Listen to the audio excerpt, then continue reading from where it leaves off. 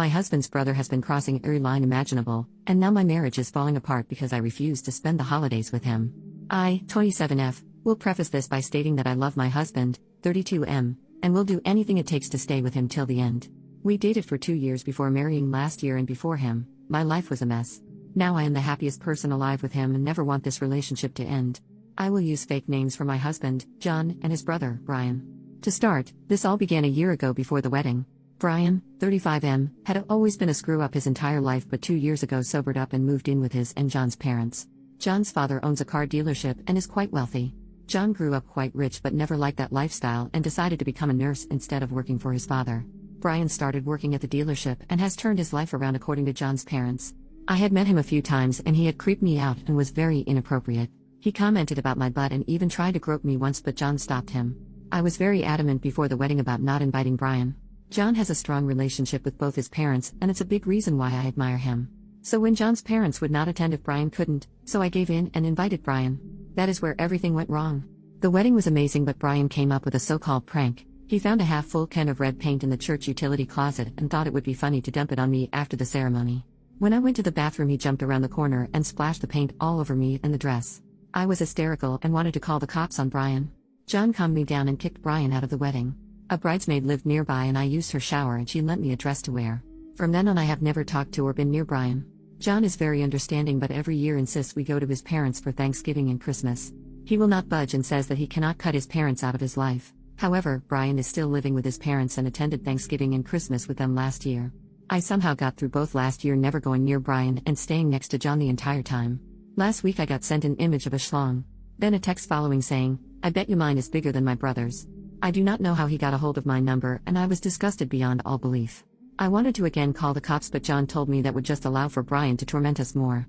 Yesterday, I told John that I will not attend Thanksgiving or Christmas with his family under no circumstances. John was very conflicted about the whole matter. He said that his parents are great people and that Thanksgiving and Christmas are all he has with them. This has been by far the biggest strain on our relationship, and I can feel John and I drifting apart. I do not know how to discuss this with John and I need help. I have never done this before, and for the first time, I am going to the internet with this issue and instead of John. What can I do to fix this situation? Am I being irrational with my demands? Update, 9 days later. To start, I want to preface this by stating that I did not want to write an update on this. When I wrote the first post, I got angry at the first couple of comments that came in because of their drastic, unrealistic nature. No, I'm not going to divorce my husband because he won't stick up for me. Nobody is perfect, including me, but a lot of the comments I felt didn't understand the whole scope of the problem, and I feel that is on me for not writing everything I should have. But some of it was helpful and I will address that later. Things I should have addressed or mentioned in the first post I will put here. First, my husband is adopted and so is Brian. Because of this, there are a few things that changed their relationship. John was adopted at the age of 3 and does not remember anything other than his adoptive family. However, Brian was adopted at the age of 9 when John was 6. Brian is 6 feet 5 inches and John is 5 feet 10 inches, and Brian has been bigger than John all of his life. John has talked about how Brian was SA'd before he was adopted, and that is a reason why his mother and father have always held back. Brian has bullied, and I do not mean in the older brother sense, John. John does not talk about it much, but I get the feeling Brian has done some messed up crap to him.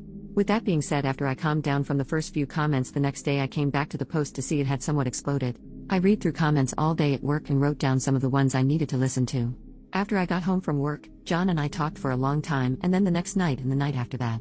What I discussed with him was the stress his family has put on me. He by no means agrees with what his parents are doing or anything Brian has done. He opened up and did say that he felt he was failing a bit. He teared up for a bit when he told me that he wished that he had done more about Brian at the wedding and that he does not expect me to come with him to his family's ever again. He is a very shy guy and does not like conflict. He said that he would find a way for him to go just by himself for Thanksgiving and that he would just skip Christmas this year altogether. But an important thing I wanted, after reading the comments, was for him to explain to his mother exactly why I was not coming. I do not want Brian to get away with this and to expect me to be totally passive in the situation. John the first night was hesitant to say the least about the idea. He was afraid of many things about if he did that. But the second night, after thinking about it at work, he decided that it was the right thing to do. He is planning to talk to his mother next week. But some of the comments did alarm me about my behavior. One comment said I might have some codependency, and other comments said I should go to couples counseling. When I brought the idea up to John, he surprised me by saying that he would like to go to couples counseling. John said he would research it and has scheduled a session for us next week before he calls his mother. I am very relieved and have felt much better. I think talking with John really helped and has assured me that John and I are on the same page. That is all I can say, and I know that there is interest in my situation, and while I do not like for my life to be opened and read like a book, I think it did help me understand myself more. So thank you for that.